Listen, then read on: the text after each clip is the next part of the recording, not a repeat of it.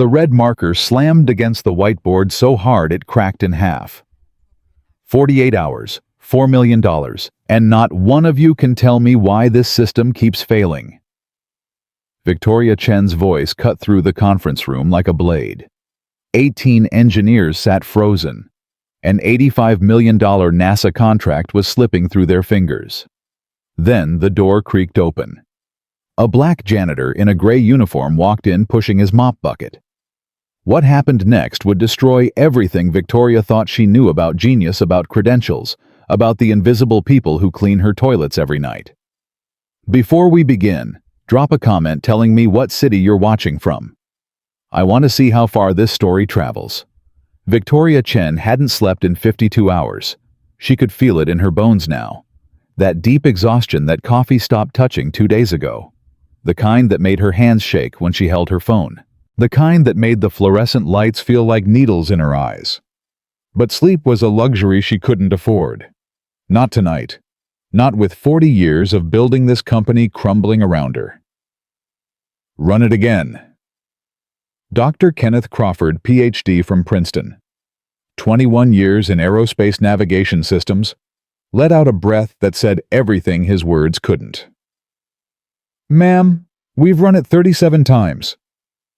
Then run it 38. Crawford typed the command. His fingers moved slow, defeated. The screen flickered. Numbers cascaded down like digital rain. Red, all red. Failure across every metric. Victoria's hand found the edge of the conference table. She gripped it until her knuckles went white. Until the wood groaned under her fingers. Someone explain to me, she said quietly. Dangerously quiet. How 18 of the most expensive minds in the aerospace industry can't solve a problem we promised NASA we'd deliver in 48 hours. Nobody spoke. The silence stretched, thick and suffocating. I asked a question. Crawford cleared his throat. The satellite navigation algorithm is hitting resistance in the trajectory prediction matrix. We've recalibrated the orbital decay coefficients, adjusted the signal interference parameters, restructured the entire English Kenneth. Pretend I'm not paying you $450,000 a year to confuse me. Crawford's jaw tightened. It's broken. And we don't know why. The words hung in the air like smoke after an explosion. Victoria turned slowly to face the room. 18 engineers, Harvard, MIT, Stanford, Caltech, Georgia Tech, the best credentials money could buy, the brightest minds in satellite navigation, and not one of them could look her in the eye. Do you know what Director Williams told me yesterday? Her voice was steady, but something underneath was cracking. Something she'd held together for 40 years. He said if we don't deliver a working system by Friday morning, the contract goes to Meridian Aerospace. All 85 million of it.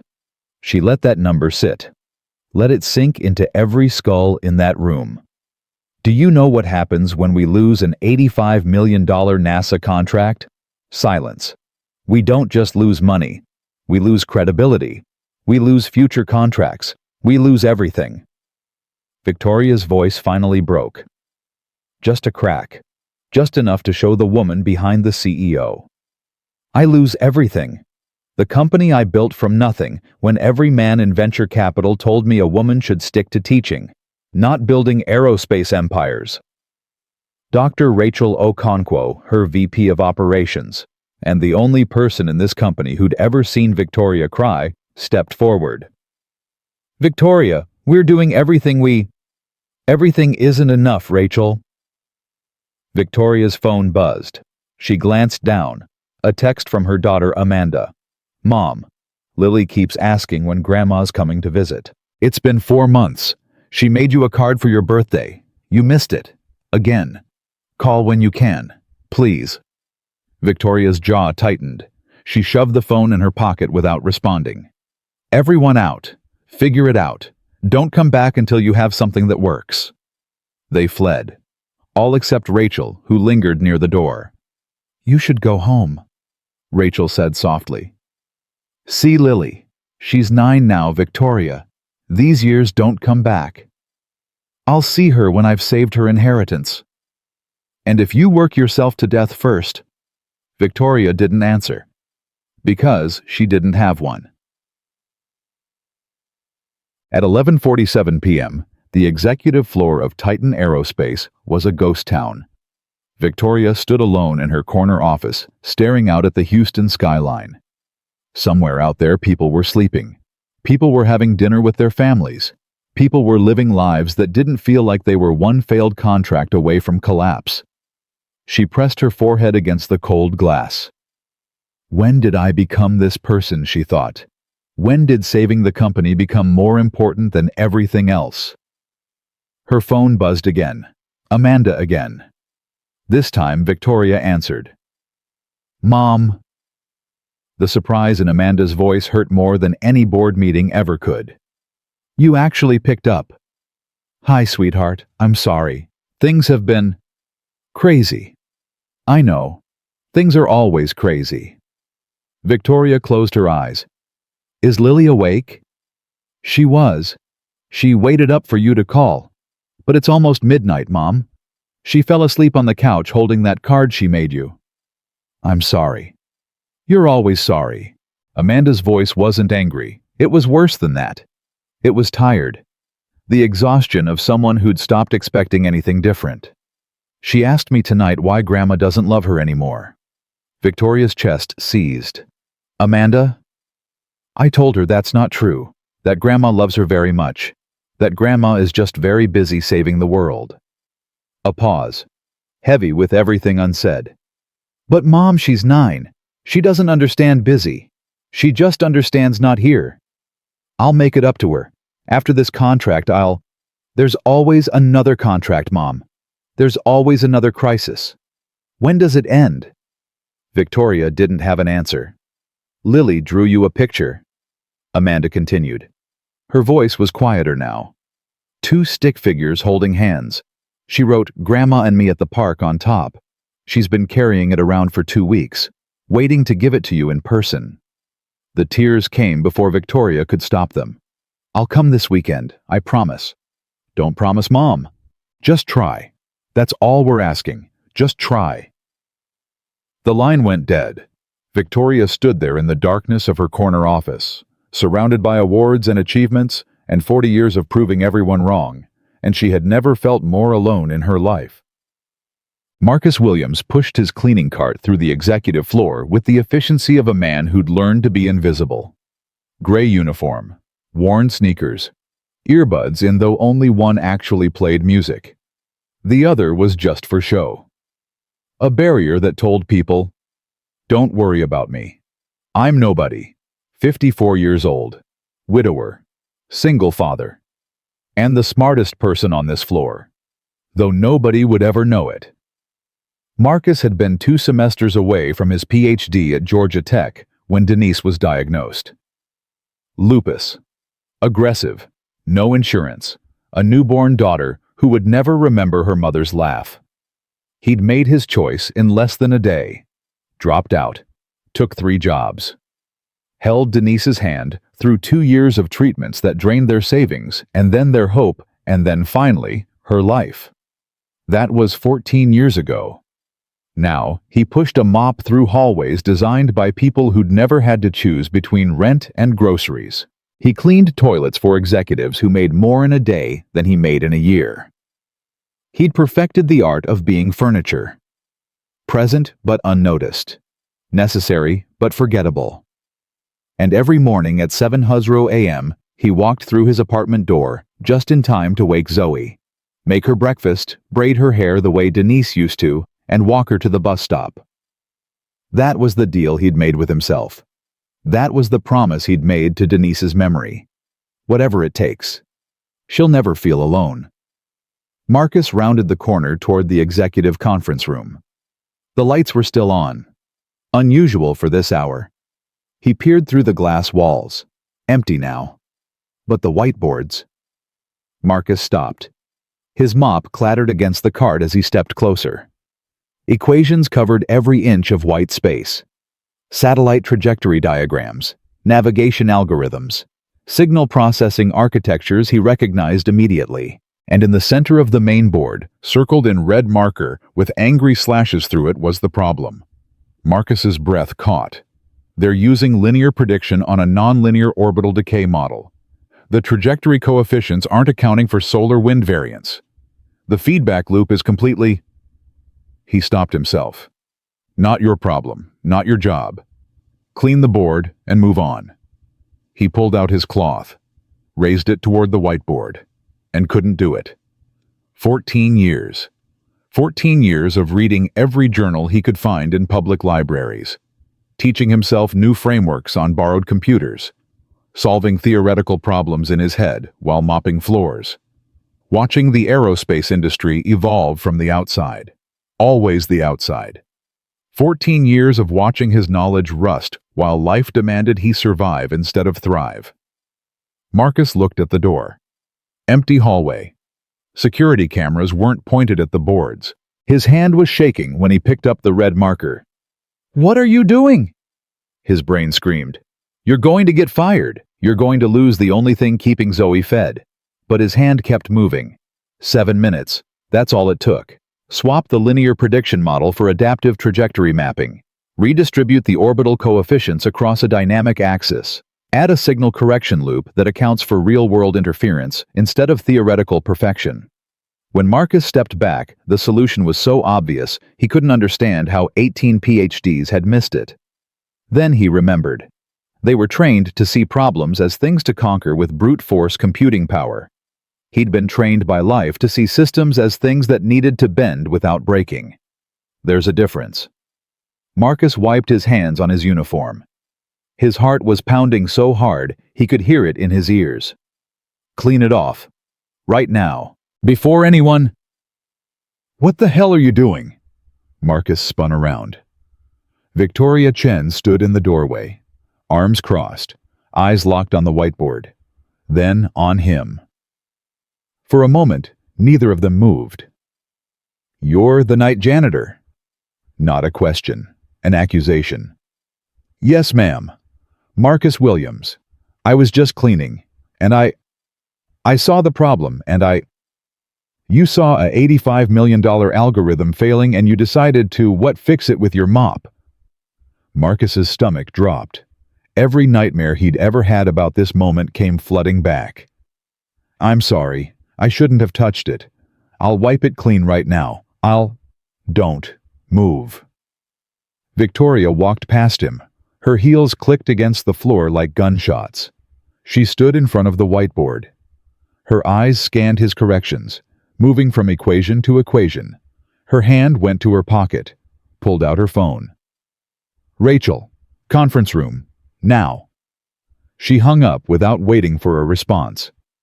Marcus stood frozen. His career, his ability to feed his daughter, his entire life flashed before his eyes. "Ma'am, please. I can't lose this job. I have a daughter. She's 10. I'm all she has. Her mother died when she was... What's your name again?" "Marcus. Marcus Williams." "Where did you study?" Marcus's throat went dry. "I didn't. I mean, I started at Georgia Tech, but I never finished. My wife was sick. I had to... Georgia Tech." Victoria finally looked at him. Really looked. "For what?" "Aerospace engineering, navigation systems. But that was 14 years ago. Before what?" "Before life happened." Victoria stared at him for a long moment. Her expression was unreadable. The door burst open. Rachel rushed in, still pulling on her jacket, her Nigerian accent thicker when she was startled.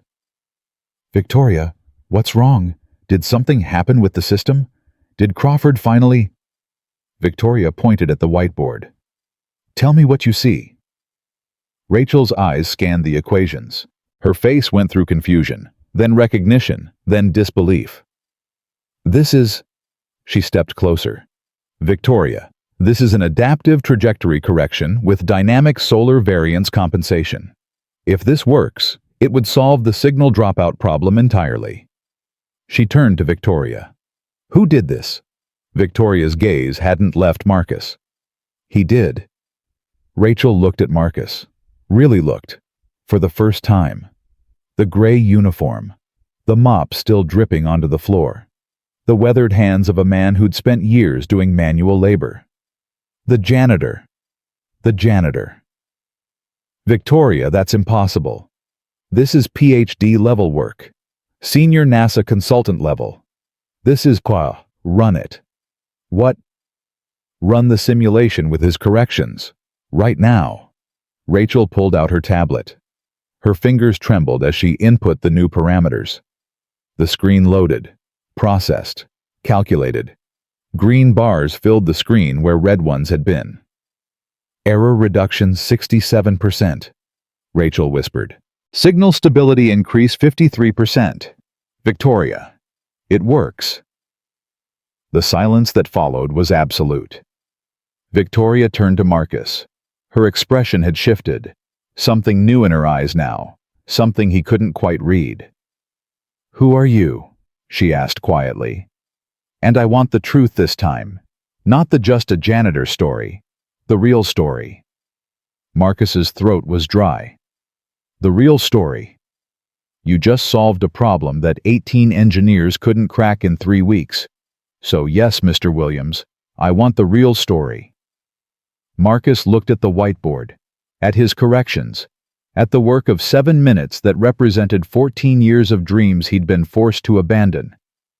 "I was going to change the world," he said quietly. "That was the plan. Finish my PhD, join NASA, build navigation systems that could take us to Mars." He paused. "Then Denise got sick, and the world changed me instead." Victoria was silent. "I dropped out 2 semesters before finishing, took care of her for 2 years, held her hand when she died. Then I held our daughter and promised I'd do whatever it took to give her a good life." Marcus's voice cracked. "Even if it meant cleaning toilets for people who wouldn't look me in the eye." Rachel wiped her eyes. Victoria didn't move, didn't blink, but something in her face shifted. "How old is your daughter?" 10. "Same age as my granddaughter." The words hung between them. 2 people from opposite ends of the world connected by something neither expected. "What's her name?" "Zoe." "Does Zoe know about Georgia Tech, about who you used to be?" Marcus shook his head. "She knows I work nights. She knows I'm always there in the morning. That's enough." "Is it?" The question hit harder than Marcus expected. "I tell myself it is," he admitted. "I tell myself she's happy and healthy, and that's what matters. But sometimes..." "Sometimes what?" "Sometimes I wonder if I'm teaching her the wrong thing. That you have to give up who you are to take care of the people you love. That dreams are luxuries only rich people can afford." Victoria was quiet for a long moment. Then she did something that shocked both Rachel and Marcus. She sat down. Not in the CEO chair at the head of the table, in a regular chair, like a regular person. "Sit down, Mr. Williams." "Ma'am, I should really..." "Sit down." Marcus sat. Victoria leaned forward, her elbows on the table, her eyes holding his with an intensity that made him want to look away. "I'm going to ask you something, and I need you to be completely honest." "Okay." "Can you do that again?" Marcus blinked. "Do what again?" "Look at another problem, a bigger one, and solve it." His heart stopped. "What kind of problem?" "The kind that's worth $85 million. The kind that decides whether this company survives or dies. The kind that..." Victoria's voice caught. Just for a moment. "The kind I can't solve alone anymore." Marcus looked at this woman, this legend who'd just admitted she needed help. To him, a janitor. "I'd need to see the full system architecture," he said slowly. "I'd need access to the existing code base. I'd need to understand the NASA specifications and done. I don't have security clearance. I'll get you clearance. I don't have credentials. I don't have a degree. I'm not..." "You have results, Mr. Williams." Victoria's voice was firm. In my experience, results matter more than credentials. Marcus's mind raced. This was insane. This was impossible. This was everything he'd dreamed about for 14 years handed to him in the middle of the night by a woman who had no reason to trust him. I need to be home by 7 a.m., he said. Every morning, no exceptions. My daughter needs me there when she wakes up. Victoria nodded. Then we work around your schedule. And if I can't actually solve it, if tonight was just luck, if I'm not as smart as I used to be, then you'll have tried. Victoria's eyes held his, which is more than most people ever do. She extended her hand across the table. Marcus looked at it, at her, at everything this moment represented. 14 years of sacrifice. 14 years of being invisible. 14 years of wondering if he'd wasted his potential, if he'd let his wife down, if he'd taught his daughter that dreaming was pointless. And now, a door was opening. He could hear Denise's voice in his head. That last conversation when she was too weak to squeeze his hand anymore, but still strong enough to make him promise. Nathan, you're going to want to hide. You're going to tell yourself you're not good enough anymore. That too much time has passed. That the world moved on without you. Promise me you won't believe that. Promise me that when the door opens, you'll walk through it. Marcus shook Victoria's hand. One condition, he said. Name it. Nobody knows I'm the janitor. Not until we see if this actually works. I can't let Zoe find out and then watch me fail. I can't put her through that. Victoria's grip tightened. Deal. She stood, adjusted her jacket, became the CEO again. But Mr. Williams, yes. Stop calling yourself just anything. You just gave this company a chance to survive. She moved toward the door. That makes you anything but just. She paused at the threshold, looked back. We start in 1 hour. I hope you weren't planning on sleeping tonight. Marcus looked at the whiteboard, at the equations he'd written, at the life that might be starting to change. Sleep, he said quietly, is a luxury I gave up a long time ago. Victoria almost smiled. Then we have something in common. She walked out. Marcus stood alone in the conference room. The fluorescent lights hummed above him. The whiteboard glowed with his handwriting. And somewhere deep in his chest, something that had been dormant for 14 years began to stir. Hope. Real hope. The dangerous kind. The kind that could either save him or destroy him. He didn't know which yet, but for the first time in 14 years, he was ready to find out. The hour passed faster than Marcus expected. He'd called Mrs. Patterson his elderly neighbor, who'd watched Zoe during emergencies for the past 3 years. She answered on the second ring, despite the late hour. Her voice was immediately alert, the way it always was when his number showed up past midnight. Marcus, is everything okay? I need a favor, a big one. Zoe, is she? She's fine. She's sleeping. But I need to stay at work tonight. Something came up, something important. Mrs. Patterson was silent for a moment. In 3 years of living next door, Marcus had never once asked her to watch Zoe overnight. He was always home by 7. Always. No matter how tired, no matter how sick, always. This is about more than cleaning floors, isn't it? Marcus gripped the phone tighter. Maybe. I don't know yet. Go. I'll be there in 10 minutes. Zoe won't even know you're gone until morning. Mrs. Patterson, I don't know how to thank... Marcus. Her voice was firm now. The voice of a woman who'd raised 5 children, buried a husband, and survived things Marcus couldn't imagine. I've known you for 3 years. I've watched you work yourself to the bone for that little girl. I've seen you come home at dawn, looking like death warmed over, then make pancakes with a smile on your face. She paused. Whatever this is, don't let it pass you by. Some doors only open once. Marcus's throat tightened. Yes, ma'am. Now go. And Marcus? Yeah. I knew you were more than a janitor the first time I saw you helping Zoe with her math homework. The way you explained those problems. That's not how regular people think. That's how my husband used to think. He was an engineer at Boeing for 30 years. Marcus couldn't speak. Go prove what I already know. She hung up.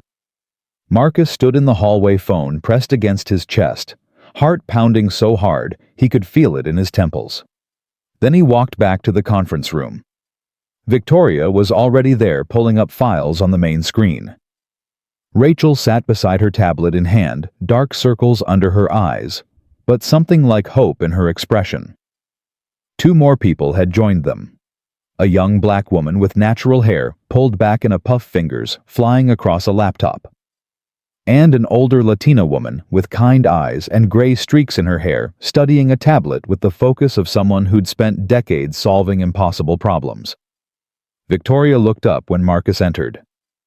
"Mr. Williams, this is Maya Thompson, our lead software architect, and Helen Torres, senior systems engineer, 32 years in the industry."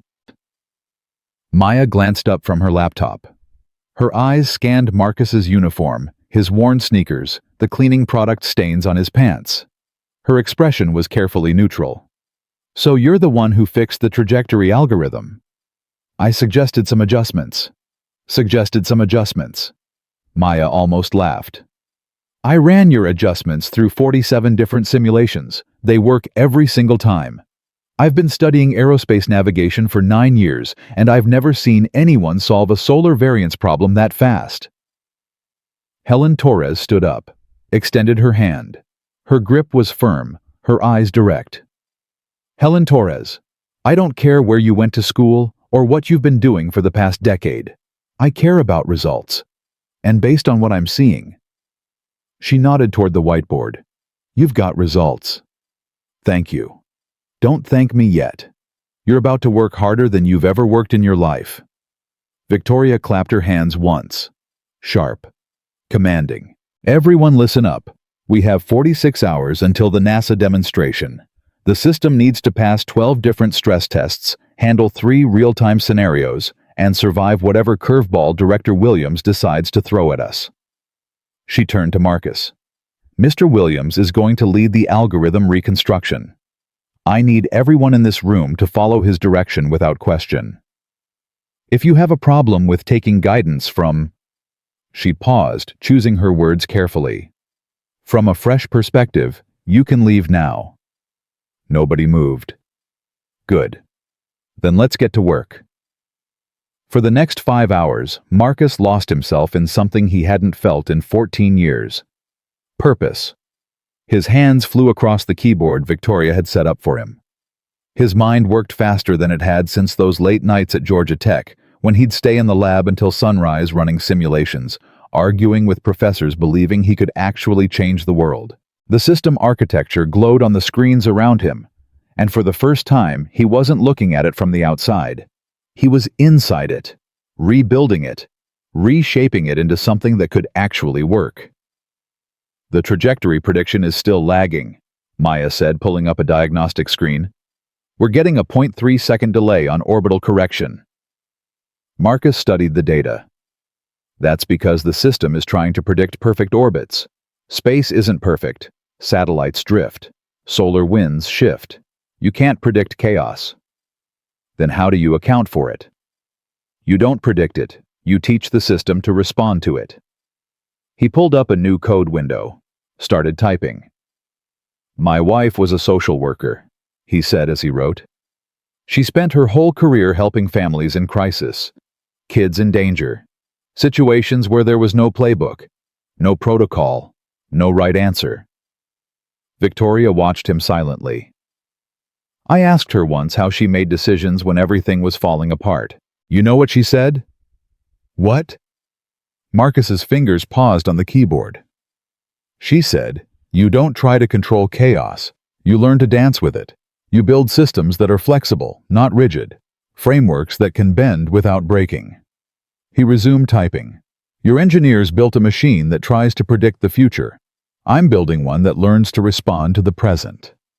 Rachel leaned forward, studying his code. "That's a completely different approach." "Yes.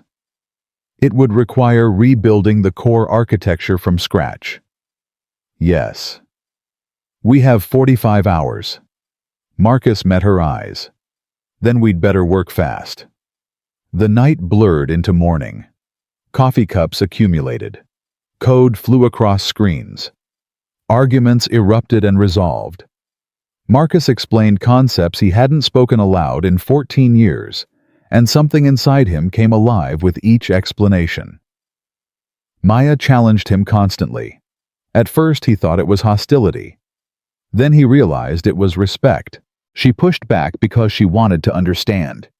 Because she recognized that he was speaking a language she'd never heard before. "This feedback loop," she said at 4 a.m., pointing at his code.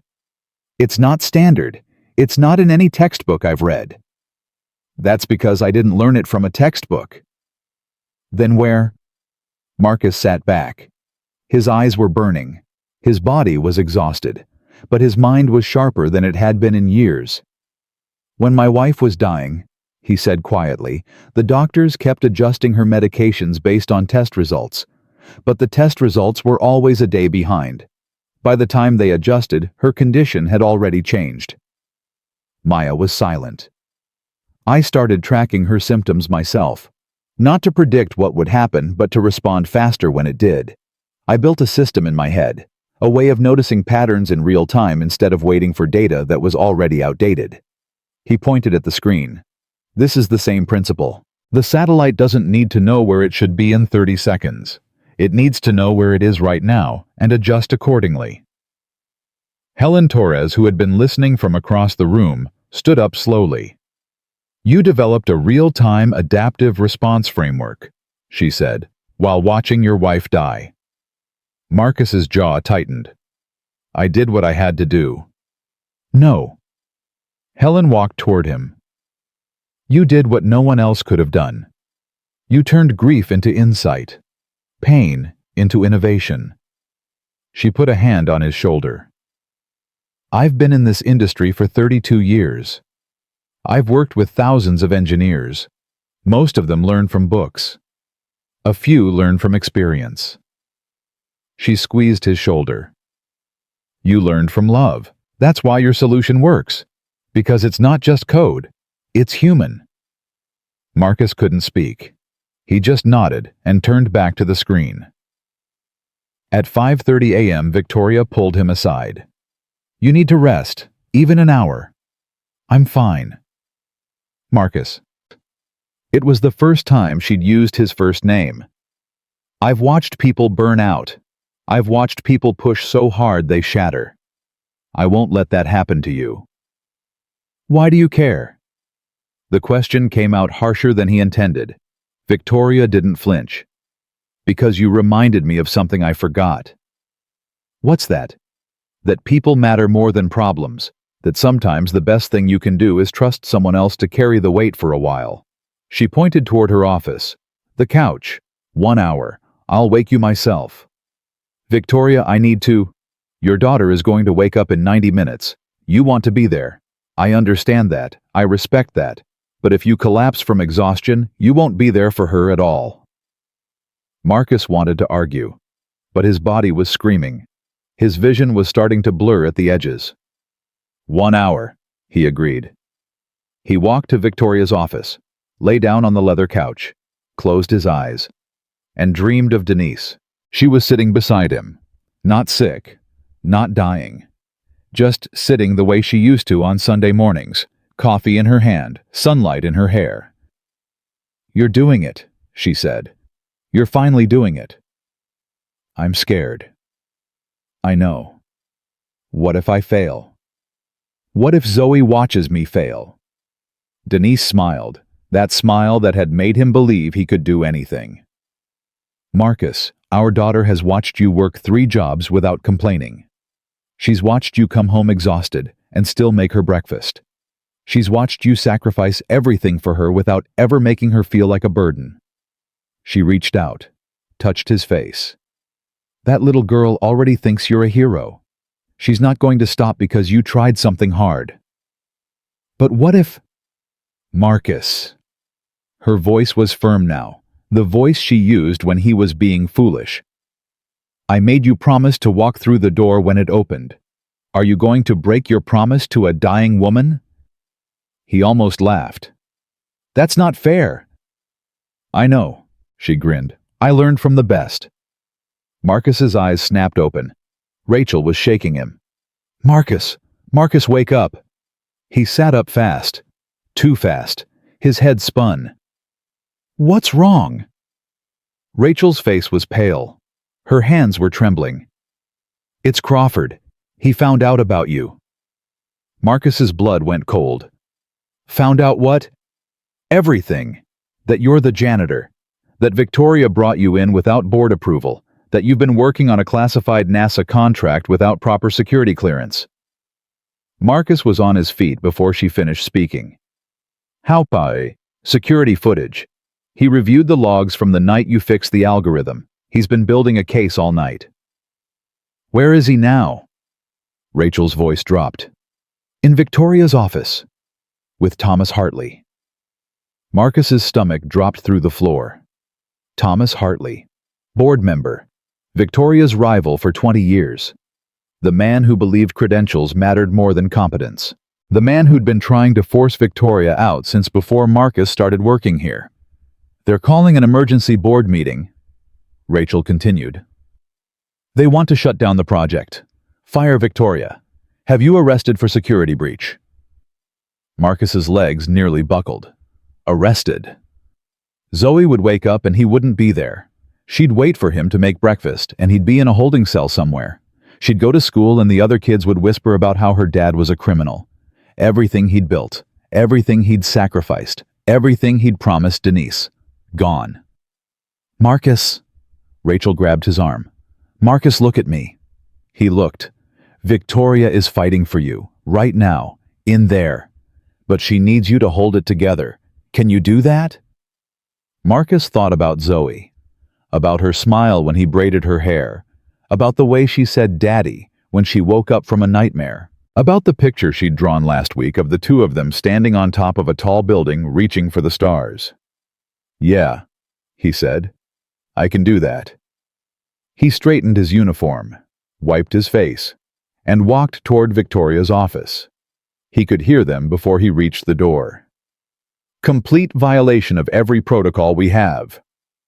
Thomas Hartley's voice was sharp, triumphant, the voice of a man who'd finally gotten the ammunition he needed.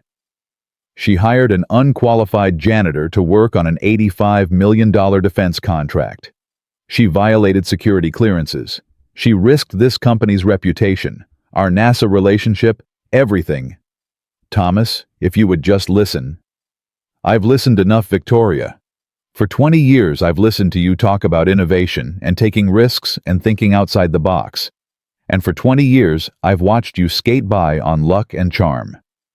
Marcus pushed open the door. 3 faces turned toward him. Victoria standing with her back against the window.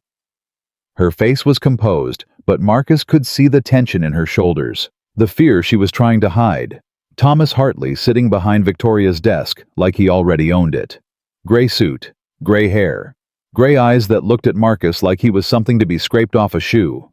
And Kenneth Crawford standing beside Hartley with barely concealed satisfaction. The man whose algorithm Marcus had fixed. The man whose failure Marcus had exposed. "Ah," Thomas said. "The janitor arrives. Or should I say the security risk." "Thomas, this isn't what it looks like." Victoria stepped forward. "If you would just let us demonstrate what the system can do now." "It doesn't matter what the system can do." Thomas slammed his hand on the desk. "Don't you understand that? It doesn't matter if this man cured cancer. He doesn't have clearance. He doesn't have credentials. He doesn't have permission to be anywhere near this project. He has results." Everyone turned to look at Marcus. He hadn't planned to speak. The words just came out. Quiet. Steady. Certain. "Excuse me." Thomas's eyes narrowed. "I said I have results." Marcus stepped further into the room. "Your 18 PhD engineers couldn't solve the trajectory problem in 3 weeks. I solved it in 7 minutes. Run the tests yourself. Error rates are down 67%. Signal stability is up 53%. The system works. And that's supposed to matter. Thomas laughed. Actually laughed. You're a janitor. You mop floors. You empty trash cans. I'm a man who understands systems. Marcus's voice didn't waver. Real systems. Not the theoretical ones you learn about at Princeton or Stanford. The kind that break when you need them most. The kind that fail when lives are on the line. He stepped closer to the desk. Your engineers built something perfect. I built something real. There's a difference. Crawford stepped forward. You think you're better than us. You think your 7 minutes of luck outweighs our decades of experience. No, Marcus said. I think my 14 years of surviving outweighs your decades of comfort. Crawford's face flushed red. That's enough. Thomas stood up. This is exactly what's wrong with this company. Victoria's emotional decision-making, her refusal to follow proper channels, her insistence on putting feelings above facts. Feelings. Victoria moved toward him. Her voice was dangerously quiet. You want to talk about feelings, Thomas? Victoria. How about the feeling of watching 18 brilliant people fail for 3 weeks because they were too afraid to think differently? How about the feeling of knowing your company is about to collapse and everyone's solution is to do the same thing that's been failing? She stepped between Thomas and Marcus. I didn't hire Marcus because of feelings. I gave him a chance because he saw something none of us could see. Because he had the courage to pick up a marker and try when everyone else had given up. Her voice hardened. That's not emotional. That's leadership. Thomas's jaw tightened. The board meets in 2 hours. I'm recommending we cancel the NASA demonstration and terminate your employment. Both of you. He walked toward the door. Crawford followed. At the threshold, Thomas turned back. You know what the difference is between you and me. Victoria, I follow the rules. I respect the system. I understand that some people are qualified to lead, and some people are qualified to clean toilets. He looked at Marcus. And some people should know their place. The door closed behind them. The silence that followed was suffocating. Victoria sank into a chair. Her head dropped into her hands. I'm sorry, Marcus said. This is my fault. I should never have touched that whiteboard. I should have... Don't. Victoria looked up. Her eyes were red, but her voice was steady. Don't you dare apologize for being brilliant. Don't you dare apologize for saving this company. I didn't save it. I made everything worse. You made it real. Victoria stood, straightened her jacket, became the CEO again. For the first time in 20 years, this company did something courageous. Whatever happens next, that matters.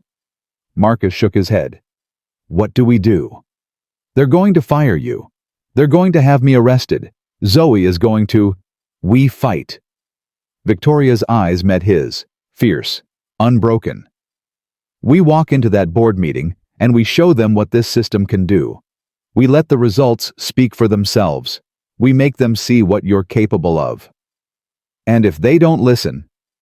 Victoria was quiet for a moment. Then she did something Marcus didn't expect. She smiled. Then we go down swinging, together. Marcus thought about everything he had to lose. His job, his freedom, his daughter's future. Then he thought about Denise, about her voice in his dream, about the promise he'd made to her 14 years ago. Walk through the door. Together, he said.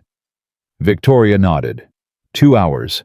We need to run every test, document every result, build a case so strong they can't ignore it. She moved toward the door. And Marcus? Yeah. Whatever happens in that boardroom, I want you to know something. She paused, her hand on the door frame, her back to him. You're the bravest person I've ever met. Not because you fixed my algorithm, because you spent 14 years in the shadows keeping your daughter safe, never complaining, never giving up. Her voice caught. My husband used to say that true courage isn't about taking risks. It's about showing up, every single day, even when no one notices, even when no one cares. She turned to face him. You've been showing up for 14 years, Marcus. That makes you more qualified than anyone in that boardroom." She walked out. Marcus stood alone in the CEO's office. His phone buzzed. A text from Mrs. Patterson. "Zoe is awake. She's asking for you. I told her you're helping someone important." She said, "Daddy always helps people. That's what he does." Then she went back to eating cereal. "You raised a good one, Marcus." Marcus typed back with shaking fingers. "Tell her I love her. Tell her I'm trying to make her proud." The response came immediately. "She's already proud. She just doesn't know how much she should be. Yet." Marcus put the phone away, wiped his eyes, straightened his uniform. 2 hours. 2 hours until everything changed. He walked back to the conference room where Maya and Helen and Rachel were waiting, where the system that might save his future was running on screens that glowed with possibility. 2 hours until he found out if 14 years of sacrifice had been worth it. 2 hours until he found out if he was really as invisible as he'd convinced himself to be. Or if maybe, just maybe, he'd been someone worth seeing all along. The 2 hours disappeared like water through a cracked dam. Marcus worked with a focus he hadn't felt in 14 years. His fingers flew across keyboards. His voice grew stronger with each explanation. Maya challenged every assumption. Helen refined every solution. Rachel coordinated logistics with the precision of a general preparing for war. And Victoria watched. She watched this man in a janitor's uniform transform before her eyes. The invisible worker who'd slipped through her building for 3 years, suddenly visible. Suddenly brilliant. Suddenly exactly what she needed. At 8:47 a.m., Rachel's phone buzzed. "They're ready," she said. "The board is assembled." Marcus's hands stopped moving. For a moment, the only sound was the hum of the servers and the pounding of his own heart. "How many?" Victoria asked. 14 board members. Thomas has been working the room all morning. Crawford is presenting evidence against you both." "Evidence?" Victoria laughed bitterly. "What evidence that I hired someone who actually solved our problem? That you violated security protocols? That you gave classified access to an uncleared individual? That you put the entire NASA relationship at risk?" Marcus stood up slowly. His legs felt weak. His mouth was dry. "I should go," he said quietly. "If I'm not there, maybe they'll just fire you. Maybe they won't press charges. Maybe—" "Sit down." Victoria's voice cut through his spiral. "Marcus, sit down." He sat. Victoria walked toward him, stopped directly in front of his chair, looked down at him with eyes that had seen 40 years of corporate warfare. "Do you know why Thomas Hartley hates me?" Marcus shook his head. "Because 23 years ago, I was his secretary." Marcus blinked. "What?" "I started at this company as Thomas Hartley's executive assistant. I made his coffee. I scheduled his meetings. I picked up his dry cleaning." Victoria's jaw tightened. "And one day, I found a flaw in a navigation system he was about to present to the Air Force. A flaw that would have caused satellites to drift off course within 6 months. A flaw that would have cost billions and destroyed the company's reputation." "What did you do?" I told him. Privately, respectfully. I showed him the math. "And?" "He laughed at me, told me to stick to making coffee, told me a secretary had no business understanding aerospace engineering." Victoria's voice hardened. "So I went over his head. I showed the CEO. The CEO pulled the presentation. Thomas was humiliated. And She paused. "I was promoted." Marcus stared at her. "Thomas has spent 23 years trying to prove that was a fluke. That I got lucky. That I'm not really qualified to be here." She leaned down, her face inches from his. "Sound familiar?" Marcus couldn't speak. "I know what it feels like to be dismissed because of who you are instead of what you can do. I know what it feels like to have your credentials questioned, your intelligence doubted, your contributions erased." She straightened up. "And I know what it feels like to prove them all wrong." Victoria extended her hand. "So get up, Marcus. Get up and walk into that boardroom with me, not as a janitor, not as a security risk, as the man who saved this company." Marcus looked at her hand, at the woman who'd built an empire from a secretary's desk, at the only person in this building who'd ever seen him as something more than furniture. He took her hand. She pulled him to his feet. "Maya, Helen, Rachel, you're coming with us." Maya looked up from her laptop. "Are you sure Thomas will say we're stacking the room?" "Let him say whatever he wants. When Marcus demonstrates what this system can do, they'll forget Thomas exists." Rachel grabbed a tablet. Helen collected the documentation they'd prepared.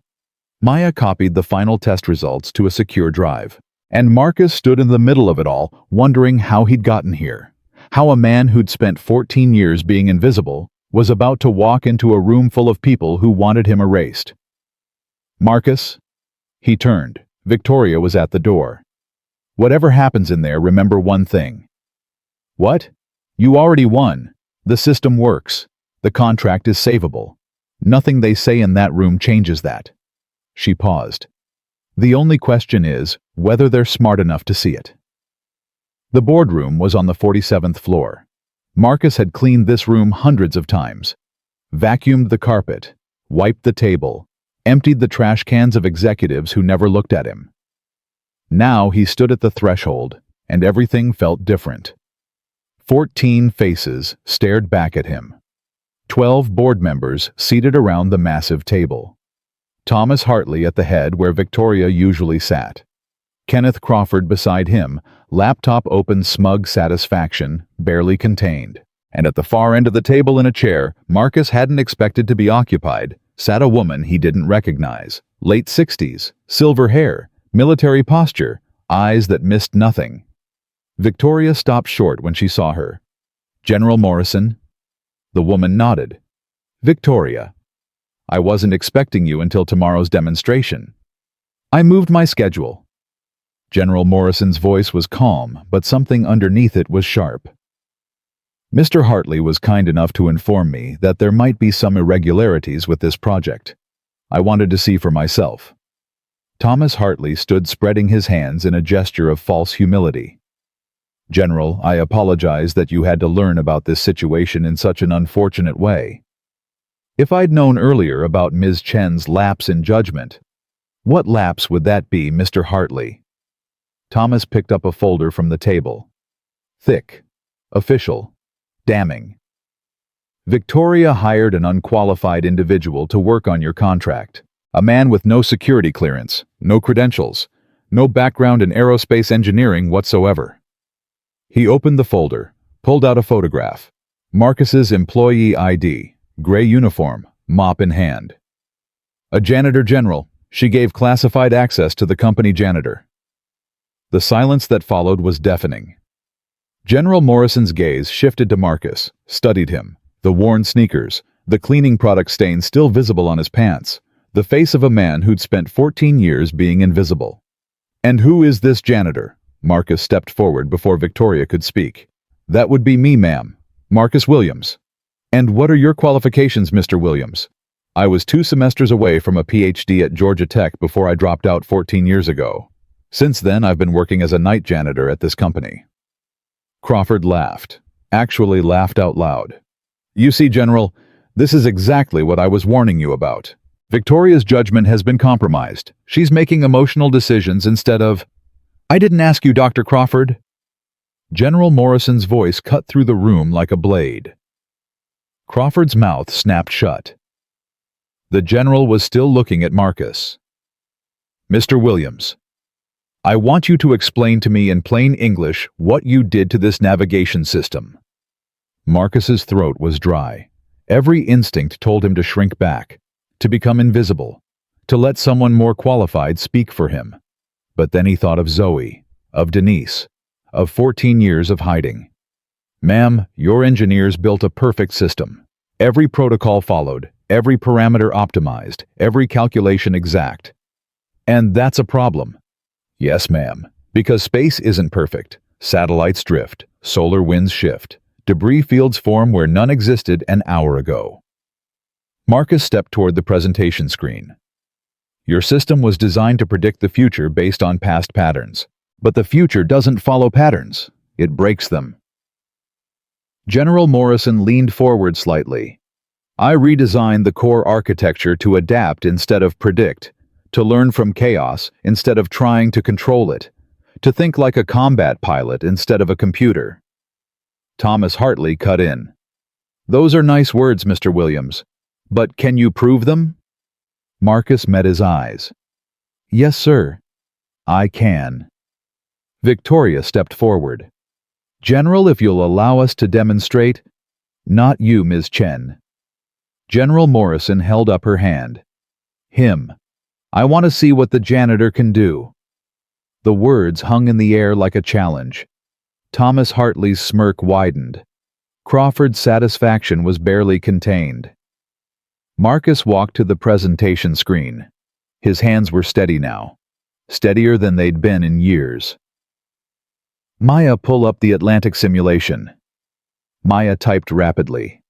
The scenario appeared on the screen. A satellite constellation over the Atlantic Ocean. Real-time orbital data. Signal interference patterns. This is a real-world scenario from 2019, Marcus said. Multiple satellites overlapping coverage zones, solar storm interference. The original mission lost signal contact for 47 minutes. 3 satellites drifted off course. The Navy lost tracking capability during a critical operation. General Morrison's jaw tightened. She knew this mission. She'd probably reviewed the failure reports personally. Run it through the old system, Marcus said. Maya entered the parameters. The screen calculated for 11 seconds, then displayed an error cascade. Red warnings everywhere. Signal loss. Trajectory deviation. System failure. That's what your original AI produced, Marcus said. Now watch this. He entered the same scenario into the new system. 3 seconds later, the screen stabilized. Green indicators across the board. Signal maintained. Trajectories corrected. Coverage zones optimized. Signal retention 97%. Maya read from her tablet. Trajectory deviation less than 0.02 degrees.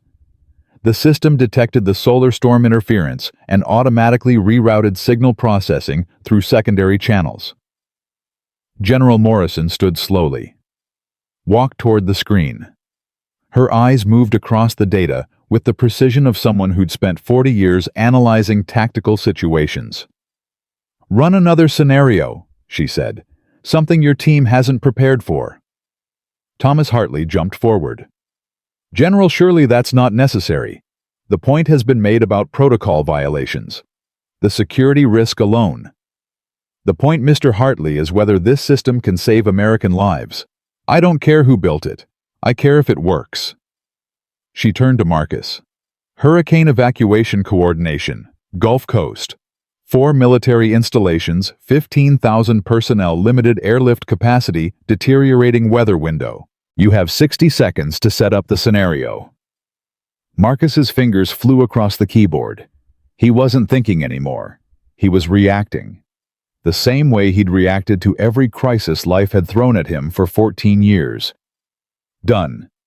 The system processed, calculated, displayed.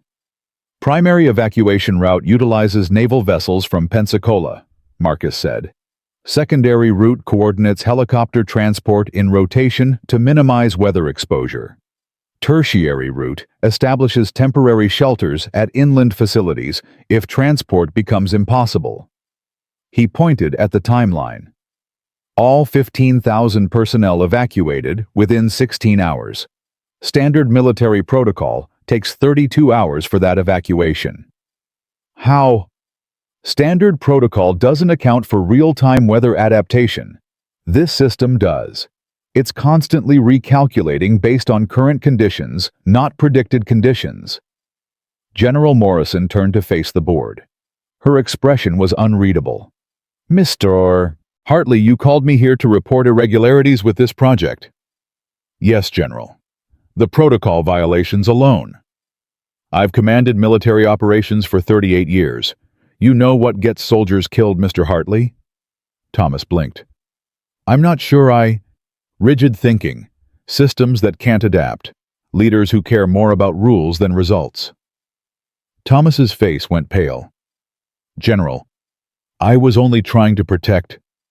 You were trying to protect your position. There's a difference. General Morrison walked toward Marcus, stopped directly in front of him. Mr. Williams, why did you drop out of Georgia Tech? Marcus swallowed. My wife was diagnosed with lupus, ma'am. Aggressive onset. We had a newborn daughter. No insurance. Did she survive? No, ma'am. She died when Zoe was 18 months old. So you've been raising your daughter alone ever since? Yes, ma'am. Working as a janitor? Yes, ma'am. Why didn't you go back, finish your degree? Marcus's voice caught. This was the question he'd been asking himself for 14 years. The question that kept him awake at night. The question he'd never been able to answer. Because by the time I could breathe again, it felt too late.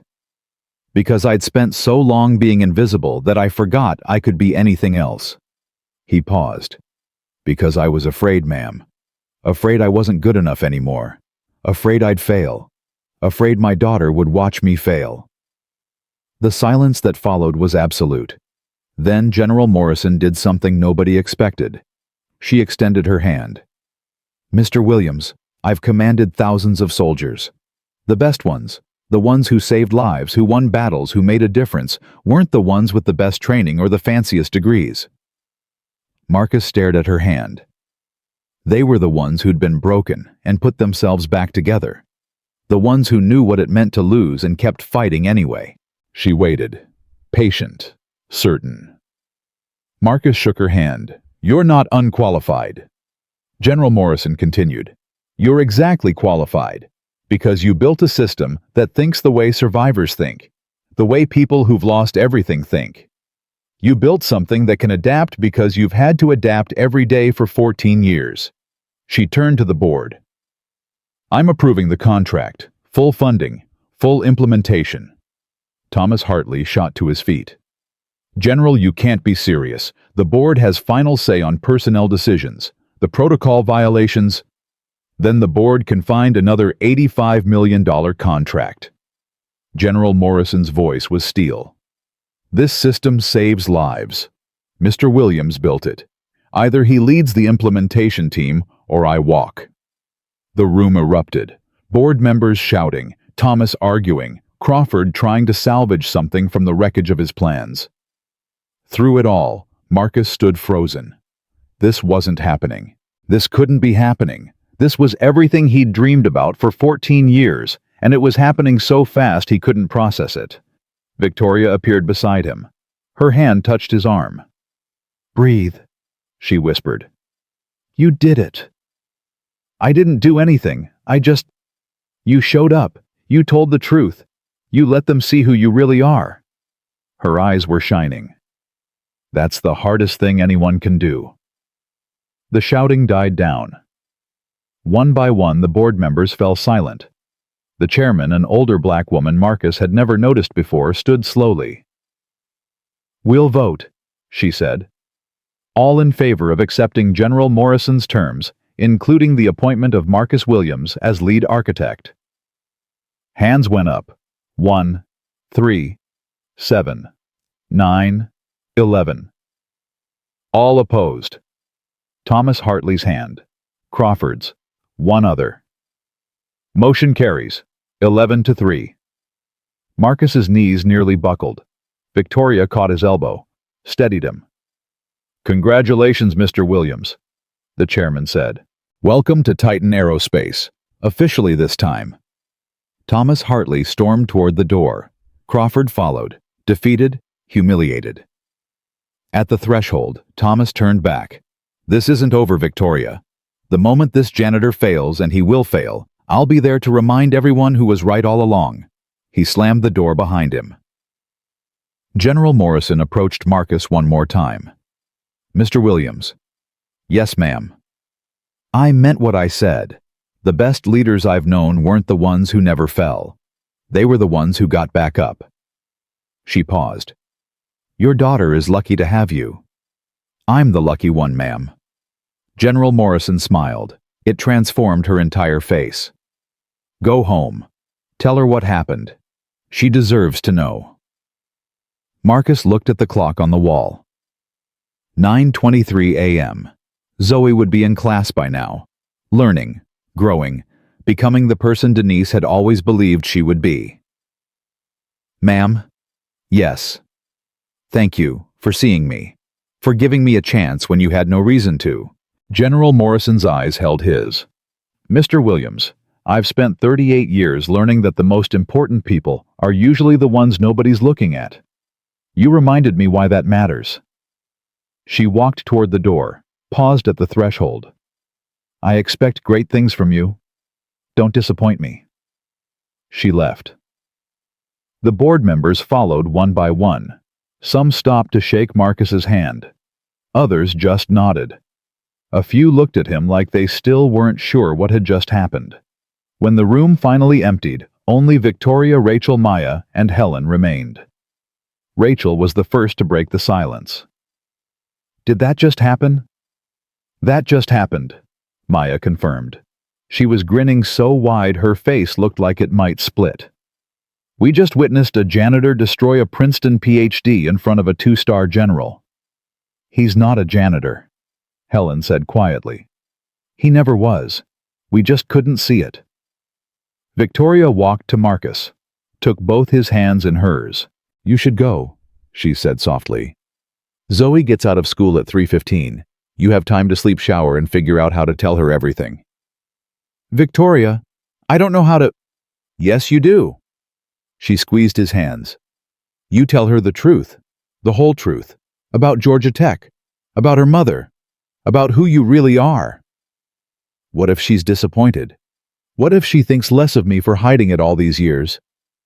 Victoria touched his face, just briefly, just enough to anchor him. Marcus, that little girl thinks you hung the moon. Nothing you tell her is going to change that. She stepped back. But she deserves to know that the man she already loves is even more extraordinary than she imagined. Marcus's throat closed up. He couldn't speak, so he just nodded. Then he walked to the door. Stopped. Turned back. Victoria. Yes. 23 years ago when Thomas laughed at you, when he told you to stick to making coffee. What did you do that night, I mean? When you went home? Victoria was quiet for a long moment. I cried, she said finally, for about an hour. I sat in my car in the parking lot and I cried until I couldn't cry anymore. And then I went home, took a shower, and started working on the presentation that would change everything. She smiled. Sometimes the only way forward is through the tears. Marcus nodded. Thank you, he said, for everything. Don't thank me yet. You start Monday. And I expect you to work even harder than you did last night. I thought I was dying last night. Good. Then you'll be prepared. Marcus laughed. It felt strange coming out of his mouth. When was the last time he'd really laughed? One more thing, Victoria called as he reached for the door handle. Yeah. Stop by HR on your way out. You need to fill out some paperwork. What kind of paperwork? Victoria grinned. The kind that changes your job title from night custodial services to lead systems architect. Marcus stood there for a moment. Let the words sink in. Lead systems architect. 14 years of mopping floors. 14 years of being invisible. 14 years of wondering if he'd wasted his potential. And now this. Marcus. Yeah. Go home to your daughter. He went. The elevator ride down felt longer than any Marcus had ever taken. 47 floors. Each one a memory. Each one a night of pushing his cart through empty hallways, invisible to everyone, wondering if this was all his life would ever be. The doors opened on the ground floor. Marcus stepped out into the lobby he'd mopped 1,000 times. The security guard he'd nodded to every night for 3 years looked up from his desk. Mr. Williams? You okay? You look different. Marcus almost laughed. Yeah, Jerome. I think I am different. You coming from upstairs? The executive floors? Yeah. Jerome's eyebrows rose. Everything all right? You're not in trouble or anything? Marcus thought about Thomas Hartley's face when the vote was announced, about Crawford storming out like a child who'd lost his favorite toy, about General Morrison shaking his hand like he was someone worth shaking hands with. No, Marcus said. I'm not in trouble. Not anymore. He walked out the front door. The Houston sun hit him like a blessing. Warm, bright, real. For the first time in 14 years, Marcus Williams walked out of Titan Aerospace through the front entrance instead of the service door, and it felt like resurrection. The drive home was a blur. Marcus's hands gripped the steering wheel of his 12-year-old Honda, the one Denise used to call the Chariot, because it was the first car they'd ever bought together. The one he'd kept running with prayers and YouTube tutorials because he couldn't afford anything better. His phone buzzed. Mrs. Patterson. Marcus, is that you making all that racket in the parking lot? He looked out the window. He was home. He didn't even remember pulling in. Yeah, Mrs. Patterson, it's me. You going to sit in that car all day, or you going to come inside and tell me what happened? Marcus turned off the engine. His hands were still shaking. I'll be right up. Mrs. Patterson was waiting at his door when he reached the third floor. Her arms were crossed, but her eyes were soft. Well, I got a job. You already have a job. A different job. A real job. The kind I was supposed to have before. He couldn't finish the sentence. Mrs. Patterson uncrossed her arms, opened them wide. Marcus fell into her hug like a child falling into his mother's arms. And for the first time in 14 years, he let himself be held. I knew it, Mrs. Patterson whispered against his shoulder. I knew you were more than what they saw. I knew it from the first day you moved in, carrying that little girl in one arm and a box of books in the other. Books. Engineering books. Physics. Mathematics. I thought to myself, this man is no ordinary janitor. But it wasn't my place to say. She pulled back, held his face in her hands. Your Denise is dancing in heaven right now. You know that, right? Marcus's vision blurred. I hope so. I know so. Mrs. Patterson wiped his tears with her thumbs. Now go take a shower. You smell like you haven't slept in 2 days. I haven't. Then sleep first. I'll pick up Zoe from school. Tell her you have a surprise for her. Mrs. Patterson, I can't ask you to. You're not asking. I'm telling. She pushed him toward his door. Go. Rest. You've got a lot of explaining to do when that little girl gets home, and you're going to need your strength. Marcus showered. He stood under the hot water for longer than he should have, letting it wash away the exhaustion and the fear and the 14 years of feeling like he wasn't enough. When he finally stepped out, he caught sight of himself in the foggy mirror. Same face, same tired eyes, same gray at his temples that had appeared somewhere around year 10. But something else was there too, something he hadn't seen in a long time. Hope. He slept. Not long, not enough. But when his eyes opened at 2:47 p.m., he felt more rested than he had in years. Because for the first time, he wasn't dreading tomorrow. At 3:32 p.m., the front door burst open. Daddy! Zoe flew across the living room and launched herself at Marcus like a missile. He caught her, spun her, held her tight against his chest. Hey, baby girl. Mrs. Patterson said you have a surprise? What is it? Is it a puppy? Please tell me it's a puppy. Michaela Jenkins got a puppy last week, and she won't stop talking about it, and I told her my daddy would get me a better puppy. But I don't actually know if you would, but... Zoe. Maybe you would, because you're the best daddy. And Mrs. Patterson said you did something amazing today, and I don't know what it is, but she was crying happy tears, which is confusing, because why would you cry if you're happy, and... Zoe? She stopped. Looked at him with those eyes, Denise's eyes, the same deep brown that had looked at him with love even when the cancer was winning. Yeah, Daddy. It's not a puppy. Her face fell. Oh, it's something else. Something I need to tell you. And it might take a while. Zoe's expression shifted. Serious now. The way she got when she knew something important was happening. Is it bad? No, baby, it's not bad. At least I don't think so. But it's big. How big? Marcus took a breath. Sit down with me. They sat on the couch. The same couch where Denise used to read bedtime stories. The same couch where Marcus had held baby Zoe through countless sleepless nights. The same couch where he'd cried alone after Zoe went to bed wondering if he was ruining her life with his failures. Zoe, you know how I work nights at that big company Titan Aerospace? You clean the offices. You're a janitor. That's right. I've been a janitor there for 3 years. But before that, before you were born, I was something else. Zoe's eyes widened. What? I was studying to be an engineer, a scientist. I was learning how to build systems that could help satellites stay in the right place in space. Like the satellites that give us GPS. Exactly like that. I was going to a very good school called Georgia Tech. I was almost finished. 2 more semesters, and I would have had my PhD.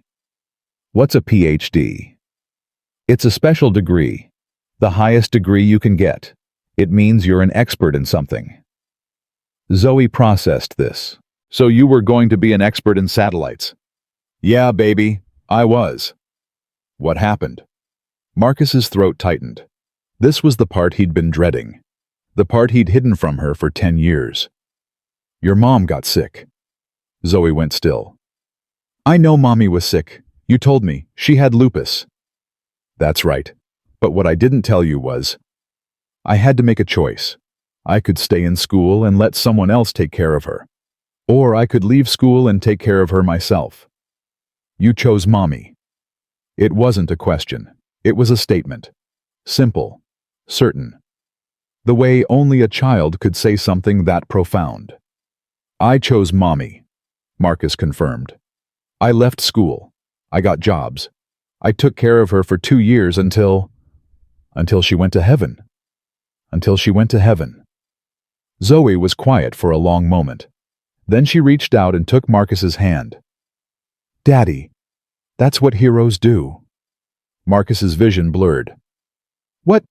They choose the people they love. That's what makes them heroes. Mrs. Patterson told me that.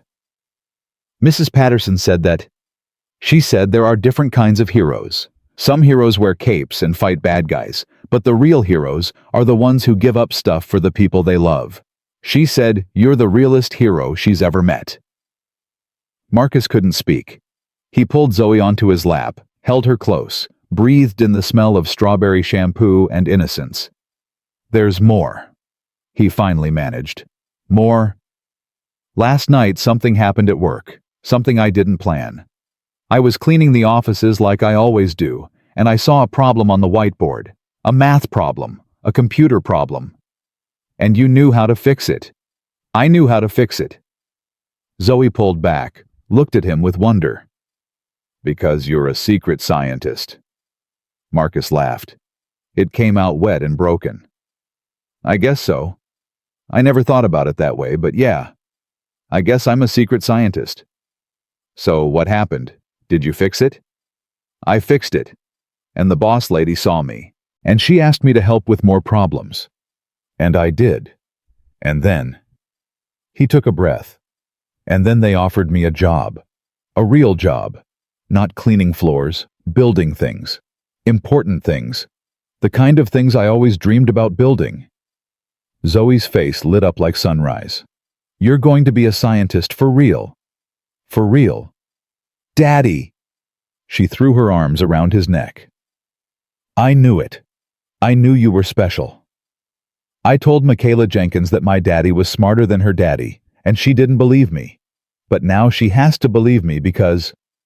Zoe, you're a scientist, and her daddy just works at a bank, which is boring, and... Zoe. She stopped, looked at him. There's one more thing I need to tell you. What? Marcus took her hands. Small and warm and perfect. For a long time I was ashamed. I was ashamed of being a janitor. I was ashamed of not finishing school. I was ashamed that I couldn't give you the life I wanted to give you. Daddy.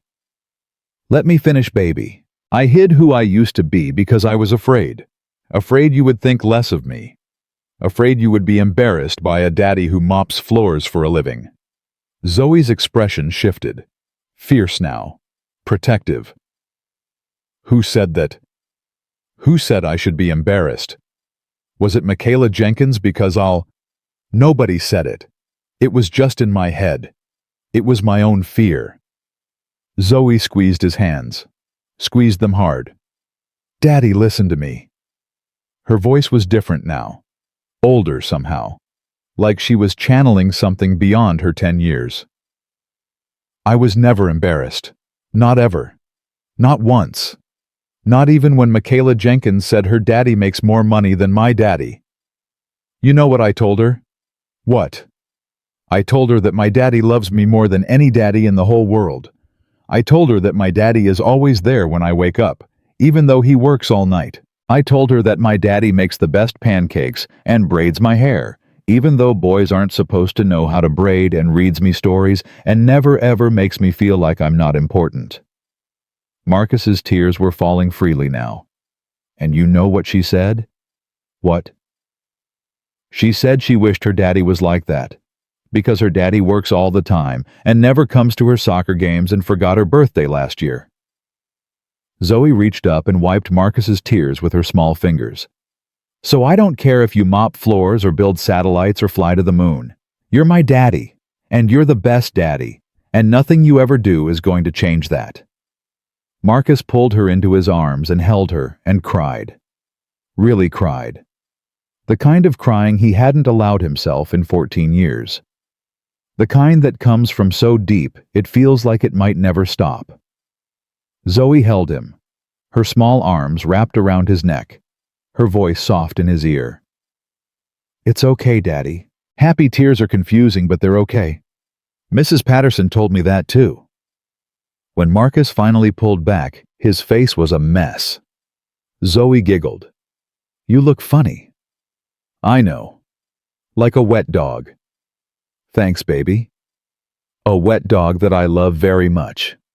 Marcus laughed, wiped his face with his sleeve. Zoe, I need to ask you something, and I need you to be honest with me. Okay. This new job, it might mean some changes. I might have to work different hours. I might not always be here in the mornings like I am now. Mrs. Patterson said she'd help, but... Daddy? Yeah. I'm 10. I can make my own cereal. Marcus blinked. You can. I've been making my own cereal for like a year. You just never noticed because you always want to do everything yourself. He stared at her. When did she get so grown up? When did she learn to see through him so completely? Besides, Zoe continued, Mrs. Patterson told me something else. What's that? She said that sometimes parents have to follow their dreams too. She said that when parents are happy, kids are happy. And when parents are sad, kids can tell. Even if the parents try to hide it. Marcus's heart cracked open. You could tell I was sad. Sometimes, late at night, when you thought I was sleeping, I could hear you. Hear me what? Zoe's voice dropped to a whisper. Crying. Marcus closed his eyes. All those nights he thought he was being so careful. All those nights he'd muffled his sobs in his pillow. All those nights he'd convinced himself Zoe didn't know. She'd known all along. I'm sorry, he said. I tried so hard to... You don't have to be sorry. Zoe's voice was fierce again. You did everything for me. Everything. And now it's your turn. My turn for what? To be happy. Really happy. Not just pretending happy. Marcus pulled her close again. Held her so tight, she squeaked. When did you get so smart? Good genes. Mommy was smart. And you're smart. So I'm double smart. Marcus laughed through his tears. That's exactly right. They sat together for a while, just holding each other, just being, just existing in this moment that Marcus never thought he'd have. Finally, Zoe pulled back. Daddy. Yeah?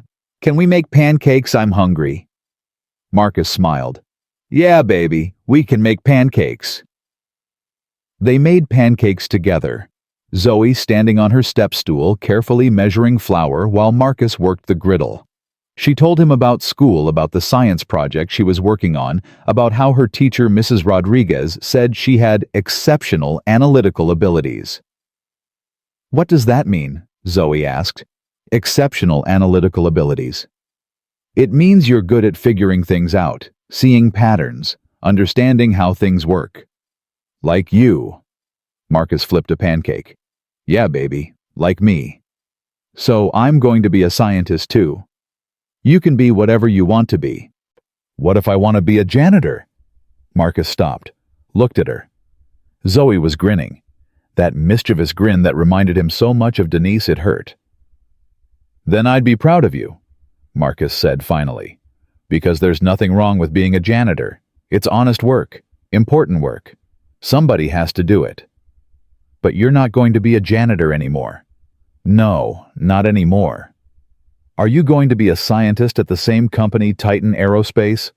Yeah, the same company, different job, different hours, different everything. Zoe nodded slowly. Processing. Always processing. Daddy. Yeah. Can I see it? The place where you're going to work. Marcus thought about it. The executive floor, the conference room with the whiteboards, the office Victoria had mentioned. Yeah, he said. When things settle down, I'll take you to see it. Promise? Promise. Cross your heart. Marcus made an X over his chest. Cross my heart. Zoe held out her pinky, the way she'd done since she was 4 years old. Marcus hooked his pinky with hers. Pinky promise, she said solemnly. Those are the ones you can't break. I won't break it. I know. She smiled. You never break your promises. They ate pancakes. They watched cartoons. They played Uno, and Zoe won 3 games in a row, claiming she was just lucky, even though Marcus suspected she was somehow cheating. At 8 p.m., Marcus tucked her into bed. Daddy. Yeah, baby. Will you tell me about Mommy? About when you met her? About when you fell in love? Marcus's heart clenched. He'd told Zoe stories about Denise before, her favorite food, her laugh, the way she'd sing off-key in the shower. But he'd never told her about falling in love. It had always felt too painful. Tonight, something was different. Tonight, the memories didn't feel like wounds. They felt like gifts. Your mom was the bravest person I ever knew, he began. She worked as a social worker, helped kids who had nothing, kids whose parents couldn't take care of them, and she loved every single one like they were her own. Is that why you love me so much? Because she taught you how? Marcus's eyes burned. Yeah, baby, that's exactly why. I wish I could have met her. You did meet her. Every time you're brave, every time you're kind, every time you love someone who's hurting, that's her living through you. Zoe was quiet for a moment. Daddy. Yeah. I think Mommy would be really proud of you today. Marcus couldn't speak. He just leaned down and kissed her forehead and held his lips there for a long moment. I love you, Zoe. More than anything. I know. Love you too, Daddy. To the moon and back. To Mars and back. Because we're going to build satellites that go there. Marcus laughed. Yeah, we are. He turned off the light, walked to the door. Daddy. Yeah. You're not invisible anymore. You know that, right? Marcus stopped, his hand on the doorframe, his heart in his throat. What do you mean? Mrs. Patterson told me that some people feel invisible. Like nobody sees them. Like they don't matter. Zoe's voice was soft in the darkness. But you were never invisible to me, Daddy. I always saw you. I always knew you were special, even when you didn't know it yourself. Marcus stood in the doorway of his daughter's room, tears streaming down his face, unable to move. Good night, Daddy. Good night, baby. He closed the door and stood in the hallway for a long time, just breathing, just existing, just feeling the weight of 14 years of shame and fear begin to lift from his shoulders. His phone buzzed. Victoria. I hope I'm not calling too late. No, Zoe just went to bed. Did you tell her? Everything. How did she take it? Marcus leaned against the wall, slid down until he was sitting on the floor. She said she always knew I was special, even when I didn't know it myself. Victoria was quiet for a moment. Smart kid. She gets it from her mother. I'm sure she gets plenty from her father, too. Marcus closed his eyes. Victoria, I don't know how to thank you for seeing me, for taking a chance on me, for everything. You can thank me by showing up Monday morning ready to work. I'll be there. And Marcus? Yeah. I made a phone call tonight, to my daughter Amanda. Marcus remembered the text Victoria had gotten during that first night, the granddaughter who thought Grandma didn't love her anymore. How did it go? I cried, she cried. We said things we should have said years ago. Victoria's voice caught. I'm flying to see them this weekend. Lily, my granddaughter, she made me a card. She's been saving it for 4 months. That's good, Victoria. That's really good. It's because of you. You know that, right? You reminded me what matters, what really matters. Marcus shook his head, even though she couldn't see him. I didn't do anything. I just fixed an algorithm. No, Marcus, you showed me what courage looks like. Real courage. The kind that gets up every morning and makes pancakes for a little girl even when you're dying inside. Her voice was thick now. I've spent 40 years building walls, proving everyone wrong, fighting battles that didn't need to be fought. And somewhere along the way, I forgot how to be human. She paused. You reminded me. Marcus sat on the floor of his apartment, phone pressed to his ear, and realized something. For 14 years, he'd thought he was alone. A man against the world, surviving but never living. But he wasn't alone. He'd never been alone. He'd just been looking in the wrong places. Victoria. Yeah. Thank you for seeing me too. She laughed softly. Get some sleep, Marcus. You've got a big week ahead. Yes, ma'am. And Marcus. Yeah. Welcome back to everything you were always meant to be. She hung up. Marcus sat on the floor for a long time, just breathing, just being. And somewhere deep in his chest, something that had been dormant for 14 years began to bloom. Not just hope anymore. Peace. Real peace. The kind that comes from finally being seen. From finally being known. From finally letting go of the shame and the fear and the crushing weight of trying to be invisible. Marcus Williams had spent 14 years in the shadows. But the shadows were finally lifting. And the light that came through was brighter than anything he'd ever imagined. Monday morning came faster than Marcus expected. He stood in front of his closet at 6:15 a.m., staring at the same gray janitor uniform he'd worn for 3 years. It hung there like a ghost, a reminder of who he used to be, who he'd convinced himself he was. He pushed it aside. Behind it, wrapped in plastic from the dry cleaner, was a suit, the only suit he owned, the one he'd bought for Denise's funeral 14 years ago and hadn't worn since. Marcus pulled it out, held it up to the light. It still fit, barely.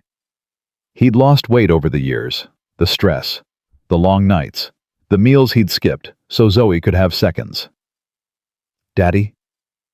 Zoe stood in the doorway, rubbing sleep from her eyes. Hey, baby girl, you're up early. I wanted to see you before you go. She looked at the suit. You look different. Good different or bad different? Good different. She walked toward him. Like a scientist. Marcus knelt down. You sure you're okay with Mrs. Patterson taking you to school today? Daddy, I'm 10. I've been going to school for like a million years. 5 years. Same thing. She reached up and straightened his tie, the way Denise used to do, the way Marcus had never taught her, but she somehow knew anyway. Are you nervous? Terrified. Good. Mrs. Patterson says that means you care. Marcus smiled. Mrs. Patterson says a lot of things. She's smart. That's why I listen to her. Zoe stepped back, studied him with those impossibly wise eyes. Daddy! Yeah. You're going to be amazing. You know that, right? Marcus pulled her into a hug, held her tight, breathed in strawberry shampoo and innocence one more time. I'll try. Don't try. Zoe pulled back, looked at him with fierce certainty. Do. You already did the hard part. The rest is just showing up. Marcus stared at his daughter, 10 years old, wiser than anyone he'd ever met. When did you get so smart? I told you. Good genes. The drive to Titan Aerospace felt different this time. Not because the route was different. Marcus had driven this same path 1,000 times, coming home at dawn while the world was waking up. It felt different because he was different. He parked in the main lot. Not the employee lot in the back where the janitors parked.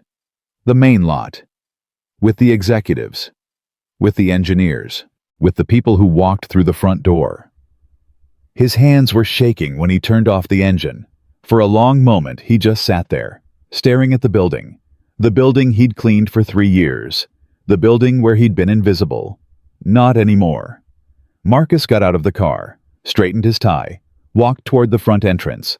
The security guard Jerome did a double take when he saw him. Mr. Williams? That you? Yeah, Jerome, it's me. You look... Jerome searched for the word. Different. I feel different. I heard what happened. The whole building's talking about it. Jerome leaned forward. Is it true you really fixed that NASA thing? I helped. Man. Jerome shook his head slowly. I always knew there was something about you. The way you moved through this building. Quiet. Watching everything. Like you were studying us.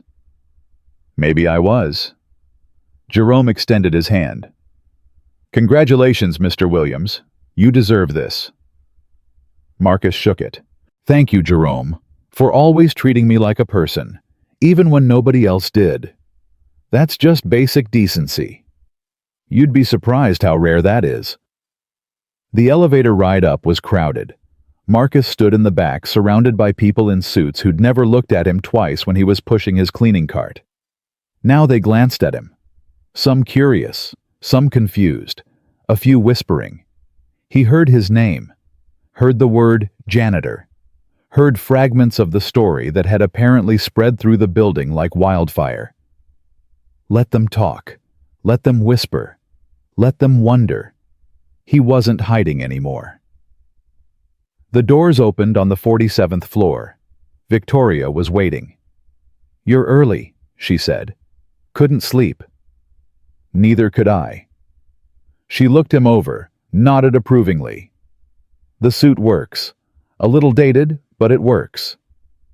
It's the only one I own. We'll fix that. HR has your employee package ready. Salary, benefits, clothing allowance. Clothing allowance? Victoria smiled. Welcome to the executive floor, Mr. Williams. We dress the part here. She led him down the hallway, past the conference room where everything had changed, past the whiteboard that still had traces of his equations, past the offices of engineers who'd been trying to solve the problem he'd cracked in 7 minutes. They stopped at a door Marcus had never noticed before, because janitors didn't notice doors they weren't supposed to clean behind. His name was on it. Marcus Williams, lead systems architect. He stared at it for a long moment. It's real, Victoria said softly. I know it doesn't feel real yet, but it is. How long until it feels real? Honestly, I've been CEO for 15 years, and sometimes I still feel like the secretary who got lucky. She opened the door. The office was small but functional. A desk, a computer, a window overlooking the Houston skyline. And on the desk already waiting for him was a framed picture. Zoe's drawing. The one she'd made last week. Two stick figures standing on top of a tall building, reaching for the stars. Team Williams saves the universe. How did you... Marcus's voice caught. Mrs. Patterson? Victoria smiled. She dropped it off this morning. Said Zoe wanted you to have something from home. Marcus picked up the frame, ran his fingers over the glass. First thing you hang, Victoria said. The most important thing you own. She left him alone. Marcus stood in his new office, his name on the door, his daughter's drawing in his hands, his future suddenly terrifyingly beautifully open. He hung the picture on the wall. Then he got to work. The first week was a blur of meetings and introductions, and learning to navigate a world he'd only ever observed from the outside. Maya became his closest ally. She challenged everything he said, pushed back on every assumption, demanded explanations for every decision. And Marcus realized that's exactly what he needed. Someone who wouldn't let him coast, someone who would force him to be better. Helen was his anchor, 32 years of experience, a steady presence when everything felt overwhelming. She'd been where he was once she told him. Not exactly where he was, but close enough.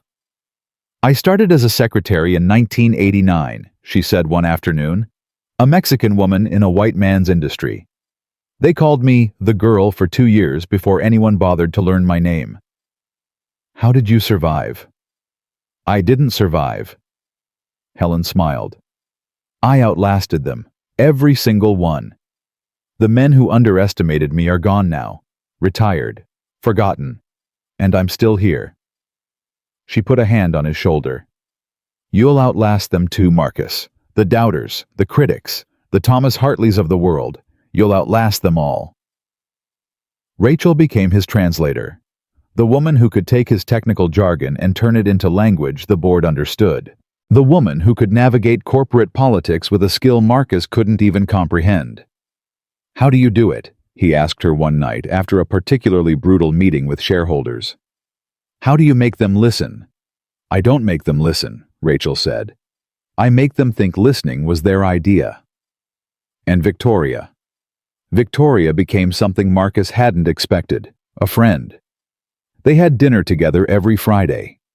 Just the two of them, talking about work and family and all the things they'd sacrificed and all the things they were finally reclaiming. I saw Lily last weekend, Victoria told him during their third dinner. Really saw her. We had a tea party. I sat on the floor for 2 hours drinking invisible tea and pretending to eat plastic cookies. How was it? My back hurt for 3 days. Victoria smiled. It was the best 3 days of my life. And Amanda? We're talking. Really talking. For the first time in years. Victoria's eyes glistened. She told me she thought I'd forgotten how to love, that I'd replaced my heart with spreadsheets and quarterly reports. What did you say? I told her she was right. And I told her I was going to learn again, even if it took the rest of my life. She looked at Marcus across the table.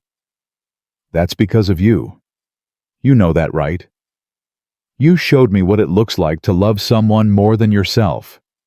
To sacrifice everything without losing your soul. Marcus shook his head. I just did what any father would do. No. You did what most fathers are too afraid to do. You chose your daughter over your dreams. And then you found a way to have both. 3 months later, the NASA system went live. Marcus stood in the control room, surrounded by screens displaying satellite trajectories and signal data. General Morrison was there. The board was there. Victoria was there. And in the back of the room, holding Mrs. Patterson's hand, was Zoe. Final system check, Maya announced. All parameters green. Launch sequence initiated, Helen confirmed. The countdown began. 10, 9, 8. Marcus felt Zoe's eyes on him, turned to look at her. She gave him a thumbs up, that fierce, certain smile. 7, 6, 5. He thought about Denise, about the promise he'd made her 14 years ago, about the door he'd finally walked through.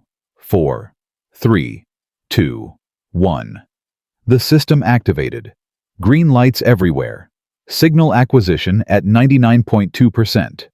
Trajectory accuracy within 0.001 degrees. Every metric exceeded expectations. The room erupted. Engineers cheering. Board members applauding. General Morrison shaking hands and offering congratulations. But Marcus didn't hear any of it.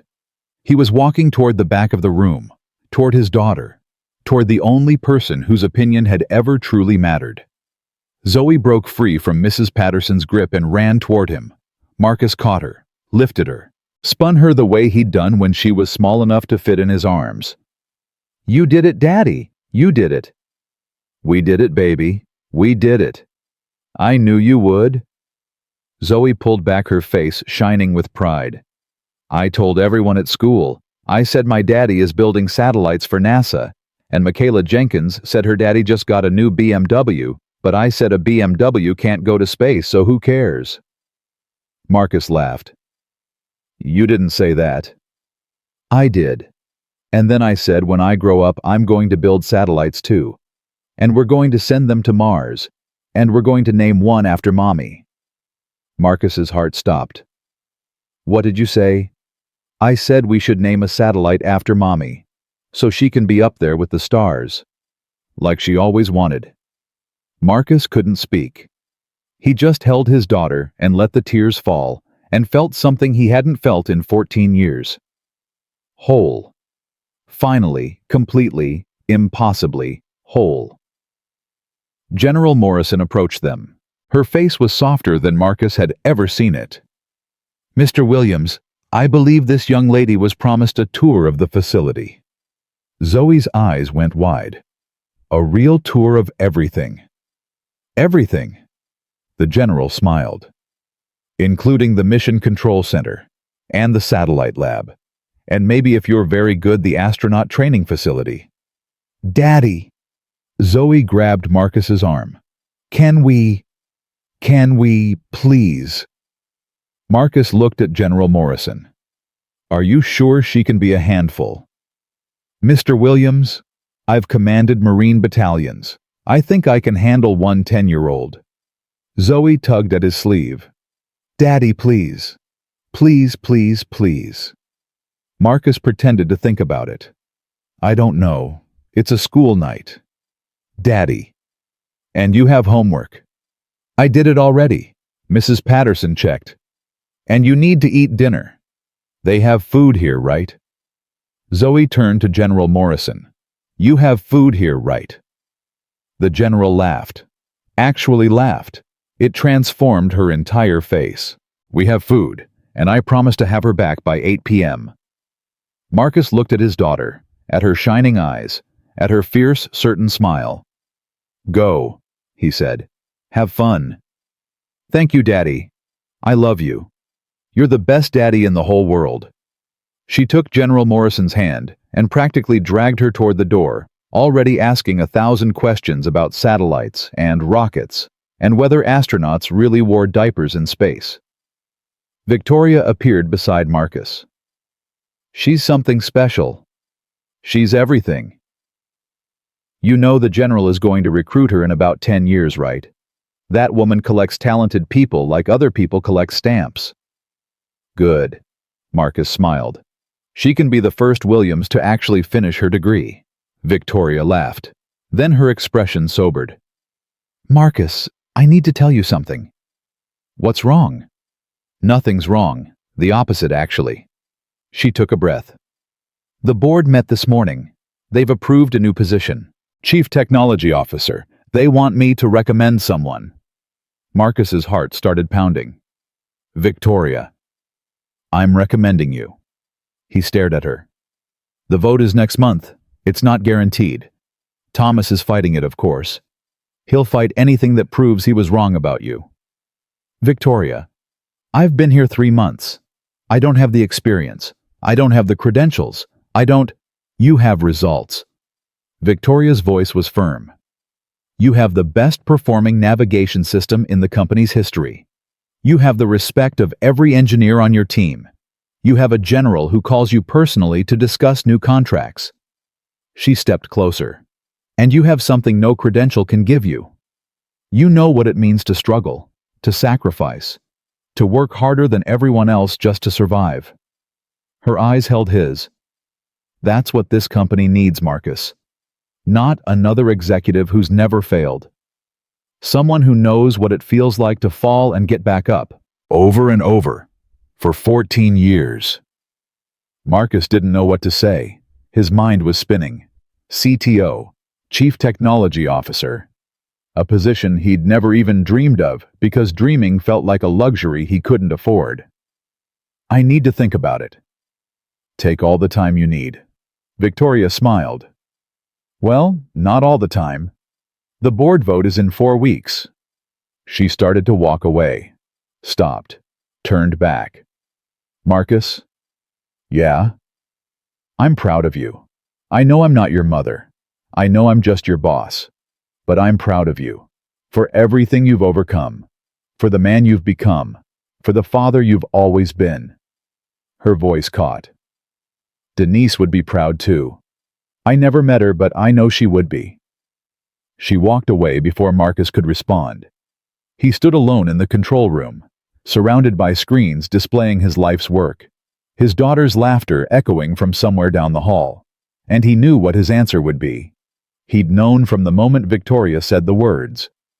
Yes, not because he wanted power, not because he wanted recognition, not because he needed to prove anything to anyone.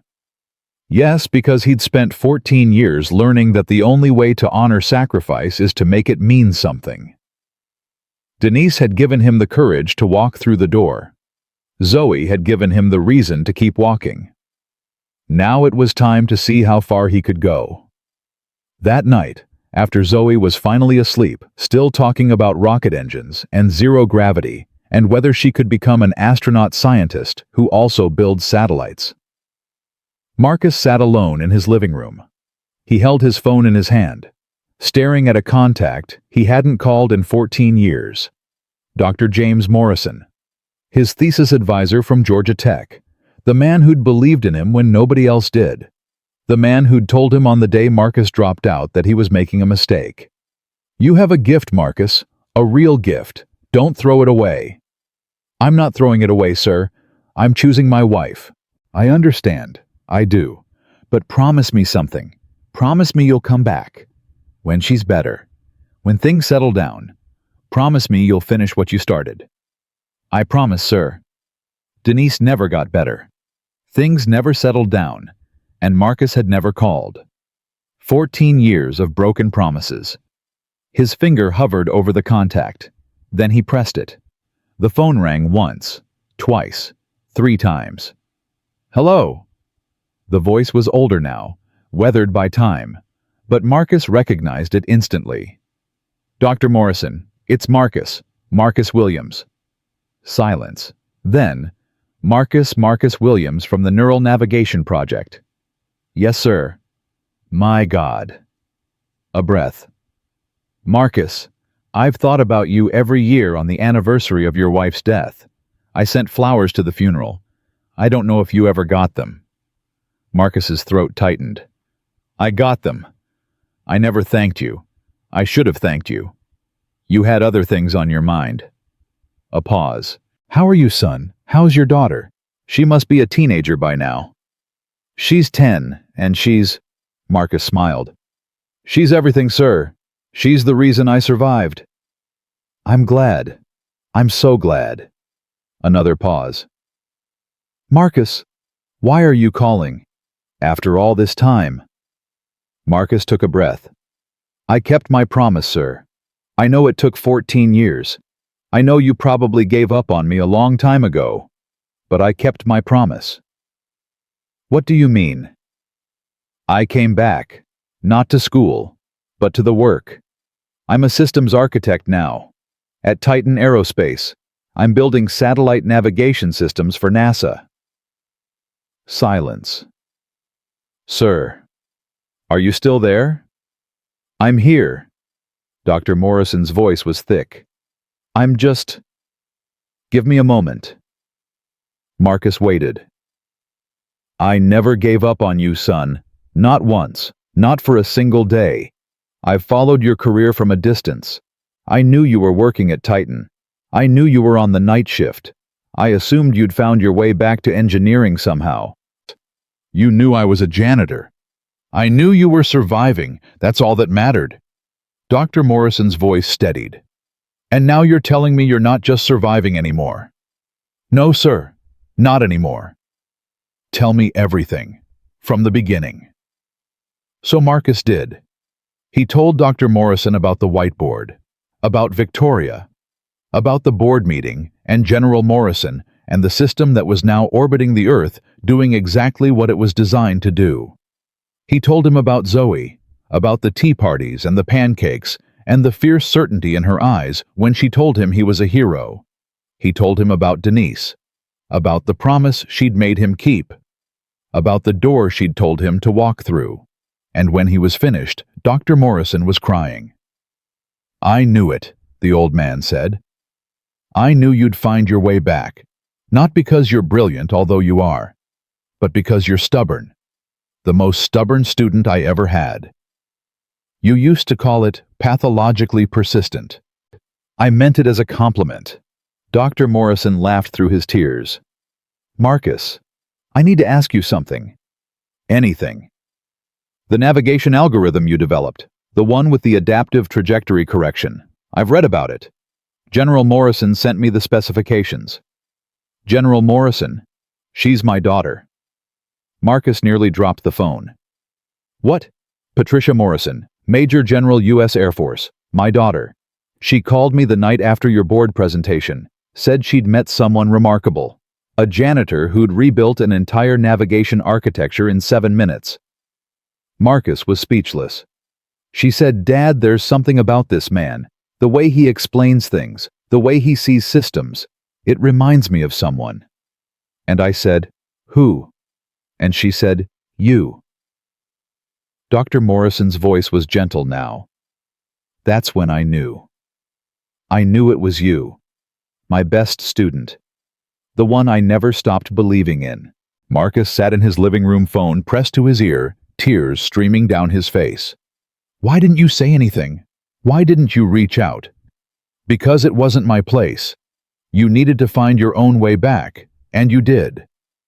Dr. Morrison paused. But I do have one request. Name it. The CTO position. Victoria's recommendation. Patricia told me about it. Sir, take it. Not for me. Not for Victoria. Not even for Denise. His voice was firm. Take it for every kid out there who thinks their dreams are dead. Every single father working 2 jobs. Every brilliant mind trapped in a system that refuses to see them. He paused. Take it and show them what's possible. Marcus looked at the picture on his wall. Zoe's drawing. 2 stick figures reaching for the stars. Yes, sir. I will. 4 weeks later, Marcus Williams was named Chief Technology Officer of Titan Aerospace. He stood at the podium in front of 300 employees, journalists, and industry leaders. Victoria sat in the front row, General Morrison beside her. Dr. Morrison attending his first public event in 5 years in the row behind. And in the very front, sitting on Mrs. Patterson's lap, because she was too short to see otherwise, was Zoe. She was holding a sign she'd made herself. My daddy is the best CTO in the whole world. Marcus looked at her, at the sign, at the room full of people who'd finally learned to see him. Then he began to speak. 14 years ago, I was 2 semesters away from finishing my PhD. I had dreams, big dreams, the kind that keep you up at night, the kind that make you believe you can change the world. He paused. Then my wife got sick. And I made a choice. The only choice I could make. I dropped out. I got a job. I held her hand for 2 years until she died. And then I raised our daughter alone. The room was silent. For 14 years I cleaned floors in this building. I emptied trash cans. I mopped hallways. And every night I walked past offices full of brilliant people and wondered what could have been. He looked at Victoria. Then someone saw me. Really saw me. Not as a janitor. Not as a failure. As a person with something to offer. His voice cracked. I'm not standing here because I'm smarter than anyone else. I'm standing here because I refused to give up. Because my daughter wouldn't let me. Because a woman I loved made me promise to walk through the door when it opened. He looked at Zoe. And because sometimes the most qualified person for the job isn't the one with the fanciest degree. It's the one who's been through the fire and come out the other side. Zoe was crying now. Mrs. Patterson was crying. Hell, half the room was crying. So here's what I want to say to anyone out there who feels invisible. To the single parents working night shifts. To the dreamers who had to put their dreams in a drawer. To everyone who's ever been told they're not qualified, not credentialed, not enough. Marcus straightened. You are enough. You have always been enough. The world just hasn't learned to see it yet. He looked directly at his daughter. But it will. I promise you it will. The room erupted in applause. Marcus stepped away from the podium, walked down into the audience, picked up his daughter, and held her against his chest. I'm proud of you, Daddy, Zoe whispered. I'm proud of you too, baby. I told Michaela Jenkins I was going to be in the newspaper tomorrow. She didn't believe me. Marcus laughed. Send her a copy. I'm going to send her 10 copies. He held her, surrounded by applause, surrounded by people who finally saw him.